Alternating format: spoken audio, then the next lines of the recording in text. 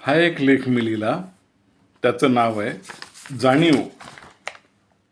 जाणीव, रिअलायझेशन. नवीनच लग्न झालेले एक जोडपे होते. लग्नाला 2च वर्ष झाली होती. त्या 2 वर्षामध्ये तिला आपला नवरा कसा आहे हे पूर्ण कळलं. त्याचे वागणे बोलणे, त्याचे संस्कार, त्याचे विचार, चारित्र्य हे तिने पूर्ण पाहिले, अनुभवले. एक दिवस ती त्याला म्हणाली, बाई, खरंच माझे आई पप्पा किती नशीबवान आहेत. त्यांना तुमच्यासारखा इतका छान जावई मिळाला. तर ते ऐकून तो म्हणाला, का गं, असं का म्हणतेस? तर ती म्हणाली, अहो खरंच म्हणते, तुम्ही किती चांगले आहात, माझे किती लाड करतात, मला किती मान देतात, माझी नेहमी काळजी घेतात, मला चांगलं खाऊ पिऊ घालतात.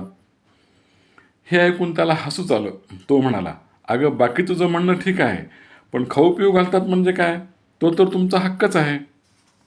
त्यावर ती म्हणाली, अहो तसं नाही, हे सगळं तुम्ही प्रेमानं जिव्हाळ्यानं करतात. मी खरंच भाग्यवान आहे हो, मला तुमच्यासारखा नवरा मिळाला. नाहीतर काही घरात मुलींचे किती दुखणे आहेत. नवरा असा, सासू तशी, सासरा कसा. त्या इतर मुलींकडे बघितलं तर मला माझं नशीब किती चांगलं वाटतं. बायकोचं हे बोलणं ऐकून तो थोडा भारावला. त्याने तिला प्रेमाने थोपटले. मग तो तिला म्हणाला, खरं आहे तुझं म्हणणं. अगं नवऱ्यालासुद्धा बायको नशिबानेच मिळत असते. तू लहानपणी चांगल्या संस्कारात वाढलीस म्हणून तुझे विचारही चांगले आहेत. कायद्याने सांभाळ करणं वेगळं आणि मनातून बायकोला जपणे हे वेगळं. तुला निदान कुठेतरी मनातून जाणीव आहे की आपलं सगळं चांगलं झालं.